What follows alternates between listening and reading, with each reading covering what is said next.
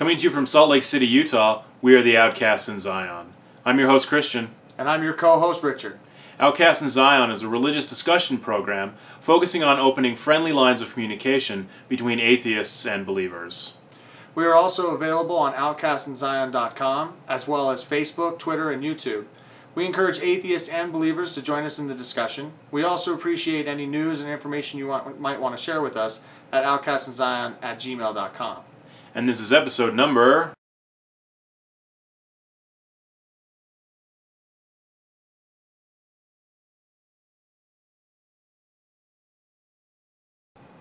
Welcome back. Why don't you tell me about some of your goals for the show? Well, what I really wanted to do with Outcasts was really just facilitate discussion and make people critically think about the kinds of things that they believe and why they believe them. Because I think it's important that whether we're non-believers or believers, or even if we're believers and we don't fall into the category of what most of the religious people in the area fall into, I think it's important for us to kind of in-depth go into it and look at why we believe the things that we believe and to talk about them. Because even if you're, say, an LDS person and your standpoint is, while watching the Outcasts, your standpoint is, well, you're not going to convince me to not believe, I have my faith, you can't take that away from me. It's not necessarily my hope to take your faith away, but I think that critically examining what you believe and why is important. And even if it makes your faith stronger, I think it serves a purpose to talk about it, and to talk about it with people who don't necessarily agree with you. Well, now, aren't some of your other goals to, make other atheists or non-believers in this community understand that they are not alone and that it's not, wrong for them to think this way? Yeah, Utah is actually a pretty religious place. I think Utah actually boasts one of the highest church attendances. And, with that in mind, and considering that the majority of people in the state who are religious are of one particular persuasion, I think it's important that people living in Utah who are not believers have a sensation that they're not alone. Because I know that when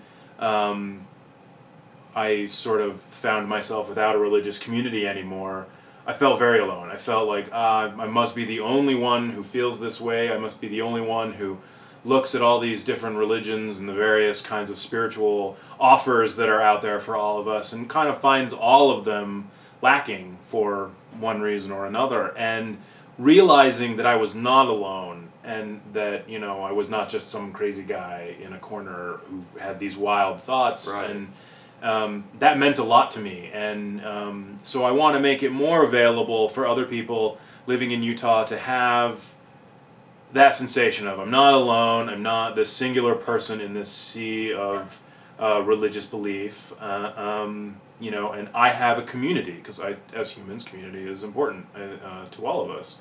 And so I think having a web forum, having a Twitter page, having a YouTube page where people can make comments and discuss and have it, I definitely don't want it to be an echo chamber. I think we get too much of that in our society. Right. And so I think discussion and critical thinking, I think this is really what I want to see happen with Outcasts. Yeah, so clearly part of the goal is to actually have that communication and not just sit here and preach about our feelings or our beliefs, but to challenge others on theirs and have them challenge ours and just have that back and forth engaged. Definitely, yeah. I feel like some of my goals are a little more nefarious than yours because I actually want to challenge people to have that discussion, because I actually want them to kind of self-realize and self-identify with some of the arguments that they make and some of the things that they cherry-pick from their book that is not actually what their religion teaches, but they feel that they are allowed to feel differently or think differently.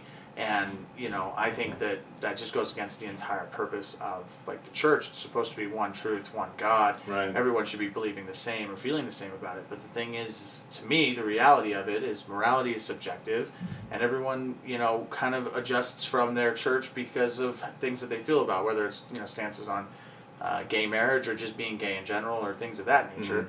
And I think people need to self-identify with that in order to really be able to say what they truly believe about the church. And that's one of my reasons for. So you for think that having people it. need to be able to kind of draw that line where the church says, you know, X, but I'm not willing to go along with that, and you think that they need to not just kind of toss themselves, they need to recognize that they are in fact disagreeing with the Word of God. the Word of God, basically, right? Yeah, that's definitely one of my goals, is to have them self-identify and self-realize with that fact.